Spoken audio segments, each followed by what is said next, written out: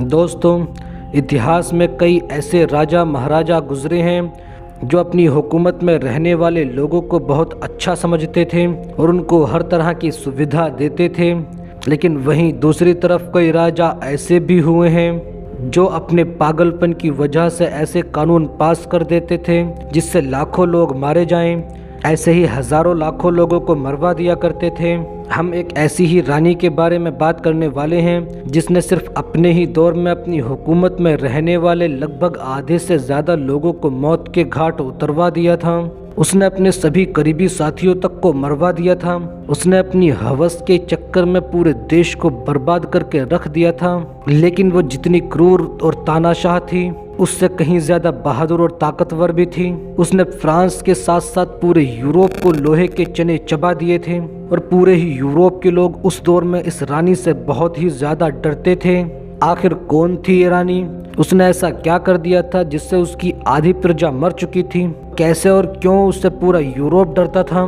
कैसे उसने फ्रांस को लोहे के चने चबा दिए थे? उसके बारे में पूरी डिटेल्स में जानेंगे आज की इस वीडियो में। अगर आपको वीडियो पसंद आए तो लाइक ज़रूर कर देना और अगर आप इसी तरह की वीडियोस देखना चाहते हैं तो हमारे और आपके चैनल अनसुनी हिस्ट्री को ज़रूर से सब्सक्राइब कर लेना। दोस्तों, बात है आज से लगभग 200 साल पुरानी, जब 1778 ईस्वी में मेडागास्कर के एक शाही परिवार में एक बच्ची पैदा हुई जिसका नाम रामावो रखा गया।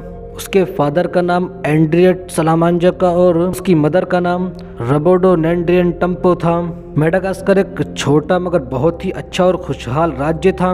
उसका बचपन एक नॉर्मल सी जिंदगी में गुजरा था। वो अभी थोड़ी सी ही जवान हुई थी कि उनके राज्य में एक बहुत ही बड़ी घटना हो गई जिससे उनकी किस्मत बदलने वाली थी। रामावो के पिता को कहीं से पता चल गया कि उनके राजा एंड्रिया नम्पोइनी मेरिना पर जानलेवा हमला होने वाला है। तो रामावो के पिता ने उसकी खबर राजा को दे दी।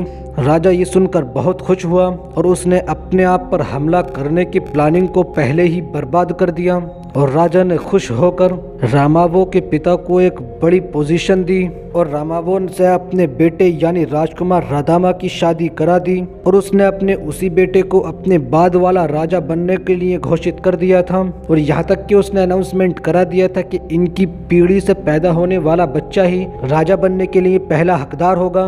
रादामा और रामावो की लाइफ काफी अच्छी से बीत रही थी। रामावो उसकी खास पत्नियों में से थी, लेकिन फिर भी रादामा उसको पसंद नहीं करता था क्योंकि उससे कोई भी बच्चा पैदा नहीं हुआ था।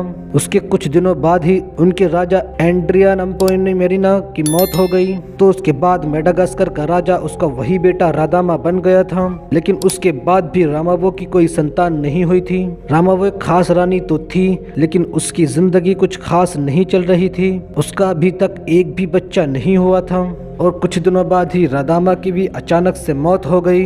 रामावो के कोई बच्चा न होने की वजह से वहाँ के कानून के हिसाब से रादामा की बड़ी बहन के सबसे बड़े बेटे यानी राकोतोबे को राजा बना दिया गया था। बस यहीं से इनकी कहानी में एक नया और अजीब सा मोड़ आ गया।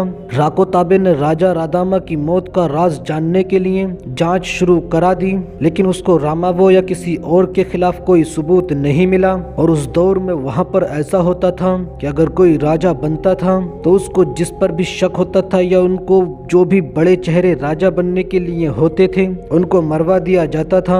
इसीलिए उसने भी ऐसा ही किया। लेकिन रामावो के कुछ साथियों और बड़े अधिकारियों ने उसको एक दोस्त के साथ कहीं छुपा दिया था और उसके काफी दिनों बाद वो अधिकारी और सत्ता के दलालों और उस दौर में मूर्तियों के रखवालों और दूसरे अधिकारियों को मनाने में लग गए थे ताकि रामावो को रानी बनाया जा सके। और एक समय ऐसा भी आया कि उन्होंने पूरी सेना अपने कब्जे में ले ली ताकि सेना जंग ना छेड़ दे। फिर रामावो को रानी बनाया गया और रामावो ने उस समय अपना नाम रामावो से बदलकर रानावलोना रख लिया था और उसके बाद वो रानी बन गई। और उस रानी ने भी अपने कानून को फॉलो करते हुए इसके पहले राजा राकोताबे और उसके सभी साथियों को मरवा दिया था।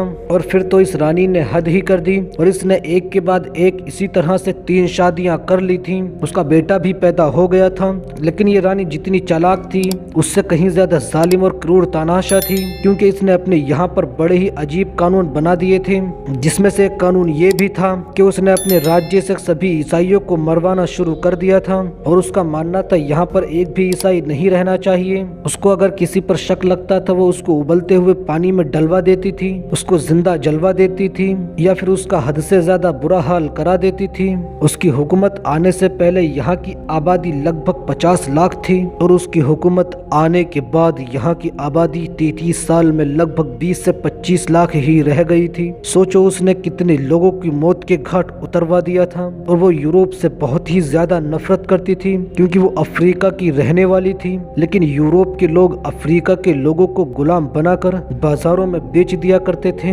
इसीलिए उसने फ्रांस, ब्रिटेन और सभी यूरोपीय कंपनियों को बंद करा दिया था और अपने देश में यूरोप के सभी बाजारों को बंद करा दिया था, जिसकी वजह से उससे फ्रांस चिढ़ गया। इसीलिए उसने मेडागास्कर पर हमला करने के लिए अपने सैनिकों को भेज दिया, लेकिन फ्रांस के सैनिक यहाँ के जंगलों में ज्यादा दिनों तक नहीं रह सके क्योंकि यहाँ के जंगलों में बहुत ही बड़ी तादाद में मच्छर थे, जिसकी वजह से उनको मलेरिया जैसी कई बीमारियां होने लगी। वहीं मेडागास्कर के लोग उन जंगलों के आदी थे, इसीलिए यहाँ पर फ्रांस के लगभग सभी सैनिक मारे गए थे और उन सभी की खोपड़ियों को इस रानी ने नदी के किनारे लटकवा दिया था ताकि कोई भी इस रानी के खिलाफ कुछ भी करने से पहले 1000 बार सोचे।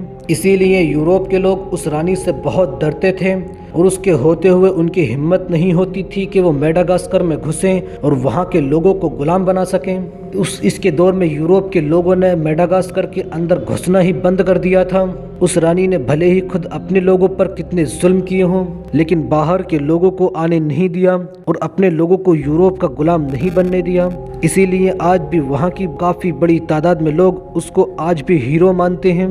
दोस्तों, आपकी क्या राय है इस रानी पर? अपनी राय कमेंट बॉक्स में ज़रूर देना। दोस्तों, ये वीडियो कैसी लगी आपको कमेंट करके ज़रूर बताना।